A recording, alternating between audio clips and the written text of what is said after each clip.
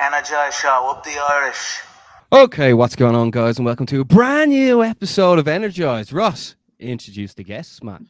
Today we have the head coach of Holohan Martial Arts, the hooligan, Paddy Holohan, and one of his best pupils, the one and only Mama B, Shauna Bannon. She makes her pro debut April 9th at Cage Legacy 15. Guys, how you doing? Good. Great to have you on, guys. Absolutely. We had to make sure we had you on before, the pro debut, main event, something that you're used to now, Shauna. How are you feeling in preparation for this one? Because this one matters more than anything you've ever done, doesn't it? Yeah, 100%. Yeah, no, I'm feeling ready. I'm buzzing for the weekend. I've sold over 170 tickets, so the place is going to be hopping. So I can't wait. I'm looking forward to it. And Paddy, what's that? All your relatives? Friends and family, relatives going to it? Yeah. Big L family. Paddy, what does this mean to you as Shauna's head coach and for HMA in particular? I just love to see people doing well, especially when you put the work in, because some people do well sometimes when they don't put the work in. But Shauna puts the work in, Like I remember even the first time when I met Shauna, the amount of years she has done fighting, and it hasn't paid her. She's an adult now, you know what I mean? She's in a stage of her life where she should be making a lot of money for the effort that she's putting in. So that's kind of where I'm at. I'm delighted to see that she is going. And when people say, oh, well, you can't do it for the money and stuff, like, you can't eat the other stuff, you know what I mean, in a way. So she obviously has a kid, and this is the start of something incredible for her. So I'm so excited. This is the first student I had that has gone from amateur to pro from the whole time. Obviously I've been involved with different careers and different kind of training programs, but somebody who we've kind of put it together, and we cannot fault Shauna. She has put the time in, the work in, and she listens and turns up, and you can't ask for more than that. So this is also a big night for yourself, Paddy. How long ago did Shauna come into HMA? It's 4 years ago now, Shauna, is it? Yeah, I think it was April 2018, so it's coming up to 4 years. Yeah, you were asking what's everyone doing in the pajamas. Yeah, I was. It was, remember, we were training in Tala Leisure Centre, and I was still doing taekwondo at the time, and they were like switching from one venue to or location from another, and I was watching them, and I was like, what is going on? I remember seeing Joey in like gypsy pants. What the hell is that sport? It's mad. But yeah, no, I love it. Addicted. No, it's definitely come full circle for the two of you. Paddy, obviously you've been around the block. You've seen some of the best athletes in the world. You've trained with the most famous fighter of all time. Where do you rank Shauna's potential in terms of people you've trained with, especially with women? Something we've realised over the years is that there's a lot involved in it. It's not just the skills wise that matters. You can get people that are some of the greatest fighters in the world, but it still doesn't happen for them. You know what I mean? They're still there 10 years later, and people don't really know who they are, and they're still getting paid. It's going up $2,000 at a time and stuff. So Shauna has a massive package together. You know what I mean? She really is a good person, which helps, you know what I mean? Where sometimes people kind of put this character on. If Shauna just goes and just does Shauna, just be Shauna Bannon, is what I do say to her in the gym. If she just goes and does that, and like she's raising that kid, and she's a good person, you know what I mean? As I said, and she kind of have a massive following from the kickboxing background, and then from the jiu-jitsu background and grappling background, because she's got lots of alloys there as well, Molly McCann, and just a lot of people out there. I'm trying to she's gonna kill me. Rosa Walsh. I always forget Rosa Walsh. So Rosa Walsh and stuff like that, and she was a Fionn training with her sometimes, and then obviously Sarah Carney, and there's just a lot going on there, and Shauna has the whole package. She's a good teammate as well as an athlete and competitor. So I'm so excited for her, and any show that sees her will see exactly what I see and what I have seen from the start. Yeah, we've noticed it for ages as well, and Shauna was the Energized 2021 Irish Female Amateur of the Year as well. So, like, having you on this week in preparation for your pro debut, like, we've been really excited for it, haven't we, Ross? Yeah, we've been absolutely buzzing. Like, we've seen the talent and we've seen the overall package. Like, when it comes to recognizing the nif factor, we definitely have an eye for it. And like we've said it to people in the UFC, we've said it to Graham Boyle, like, look out for her. She's on the up and up. Paddy touching it there, like you have some excellent training partners, and you've pulled in some excellent training partners from the jiu-jitsu world. But one I definitely want to touch on is someone who stole the show at UFC London, Meatball Molly McCann. Go on the Meatball. I think she's now probably the biggest female superstar in MMA without a belt. So what was it like to train with her, and how good was it to test yourself against someone who is a UFC vet and at the top of her game at the moment? Yeah, it was unreal to get some training where I went over to her and then she came back and was training with us as well. It's just like the experience she has, and even her energy, like when you're talking to her, like she's a good, positive person to be around. Yeah. So I was so grateful to get the time and round in with her. Yeah, did you try to get you out for a bevy? Not yet. We're hitting it next week. So one for one. By any chance, I'm did more she teach you that interested in spinning food elbow? now, but She actually did. she was talking about it in the gym, literally. And it's like when it happened, I was like, oh my God! Literally, and we sitting around going mad. She was talking about it in detail that day, wasn't she? Yeah, look, literally, we're talking about like a clinch position in that 50-50 or that over under, and she was like, sometimes I like to spin my elbow, As long as she's not trying it on you in the training room, it's all good. Leave that to me. Today, yeah, today. Not yet. Next Oh, we time. have today. Paddy catches them on the regular.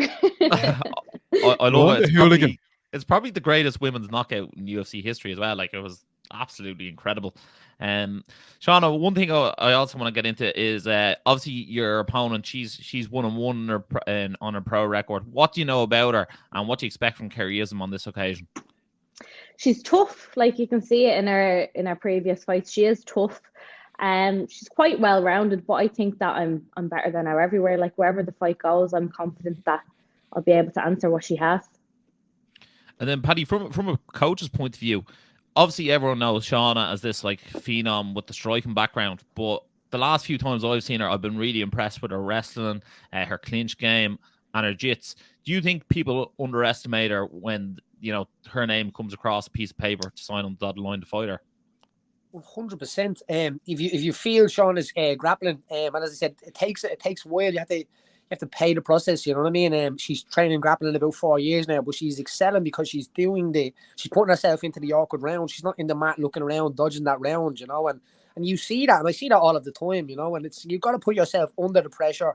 And we've got some phenomenal grapplers in the gym, with like Dan O'Clooney, Sam Delaney, and then you've got really good, like the MMA lads and stuff like that haven't kind of broke through with their name yet, but they're still paying the process and still developing, because you have to develop all of the game. You have to forget about this being striking and grappling.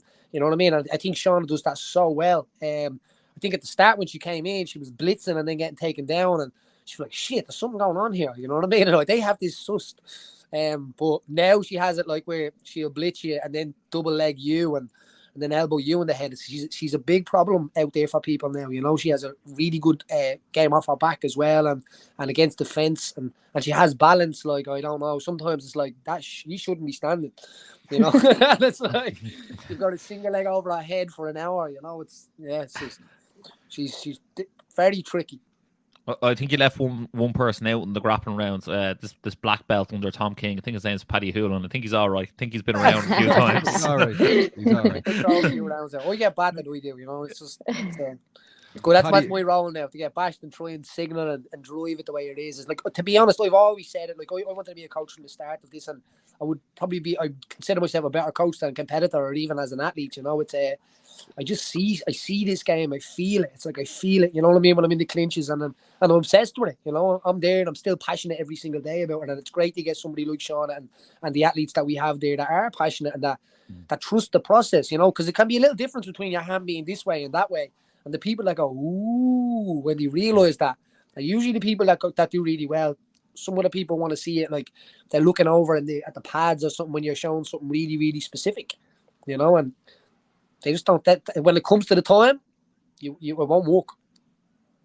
Paddy, let's pretend Shauna's not here for a second. Like obviously she's she's loads of potential. Like, how far do you think you can see Shauna going in the future? I know she's only making her pro debut this weekend, but like you see her every week in the gym putting in the hours. Like we see it on Instagram as well. She's always posting. Like, how far do you think Shauna can go? I think Shauna could be a UFC champion for sure. Like, she has the skills. She has, as I said, and not only the skills, but the attitude. And she's coming into a mature stage of her life as well, where I think people might think the MMA game is like it's a young game. And I'm not saying Shauna's old, you know what I mean? But you got to be a little bit more mature. When it's coming to realize that, like, say if you're having a conversation with somebody and you're telling them like this person's good, or they might be a little bit better in this section or something like that. I think if the maturity is not there, especially fight maturity, people can get a little bit like, what you mean that better than me? And that, you know, like in a way where Shauna, I think will take that on and understand what you're talking about and kind of and communicate back, you know, which is important. So being able to have a communication conversation with her is massive. So yeah, Shauna could be a UFC champion, 100%. Shauna, when you hear that, like, how does that make you feel? Yeah, Good she that wasn't in he the has room. that. You were shouting in the room. Come back into the room, Shauna. No, it's good, and that's what I mean. Like the trust that I have in Paddy, like even you can see it when he's coaching me. Like whenever he says something, I do it straight away because I have that trust in him. So to hear him say that, it means a lot. One thing I also wanted to touch on, Shauna, was obviously you're dropping down the straw weight for this. How is that weight cut going? I know it's not easy. And then do you think you'll remain at straw weight, or do you think you're gonna have to maybe bump up to flyweight, or you're not too sure? So this is obviously my first time cutting down, and the last time I would have been this weight was with Taekwondo in 2017, and I obviously didn't have a child then. So with a kid, it's different, you know, like when you want to just be on your own or have a nap or, you know, not communicate with the world. I can't do that because I have to arrange Jace. I have to, you know, it's different. I'm not going to say I'm not going to do it again, but I probably will do flyweight for the next one. For the next one, definitely. But there could be a later stage in my career that I go back down to it again. 55 kilo was a division, it'd be perfect. But I think that extra little push just but I'm on track now, so like for making it this week, it's all good. But it wasn't easy. Now, excuse the pun coming out of my mouth, but does making straw weight, does that make you hungrier to win this weekend? Yeah, 100%. I only said it the other day. I was like, I'm gonna make her pay for my starvation. And Paddy, you know all about that, fighting down the flyweights, making sure you got to the lightest weight possible in the UFC. Well, you were actually, I actually always thought you were better at bantamweight, to be honest, and you might agree with me, but yeah, it can be rough, those extra few pounds, and sometimes you have to really question yourself: are you putting out the best Paddy Holohan or the best Shauna Bannon on the night at that weight class? So it is a tough one, and like again, like a lot of people.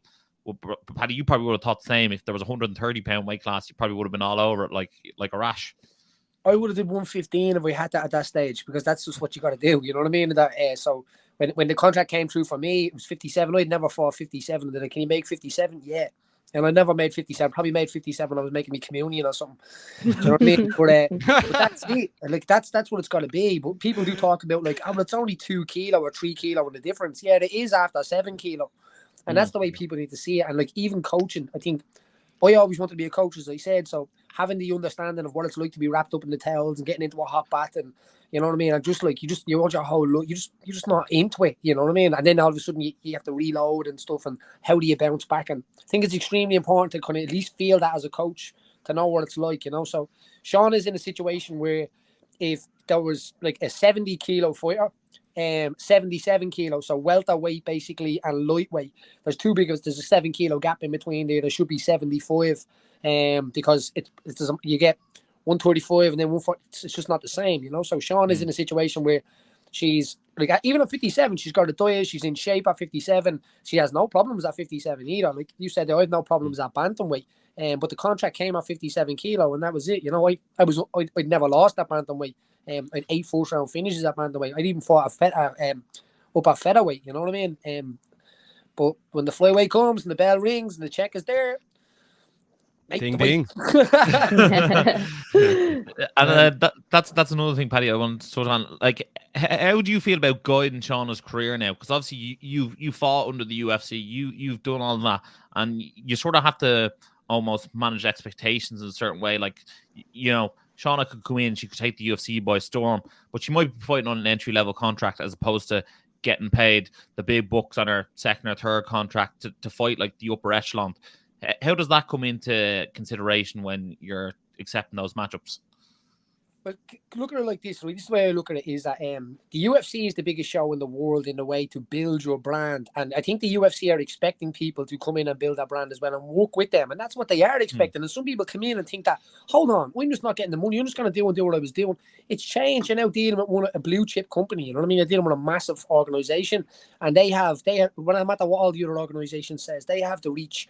Now, there is other organizations out there as well, but I just don't think, say if Paddy Pimblett had did what he did the weekend and Molly on Bellator or on KSW or a show in Poland, it probably wouldn't have echoed as much as it is. So now you have a situation where they're dealing with companies.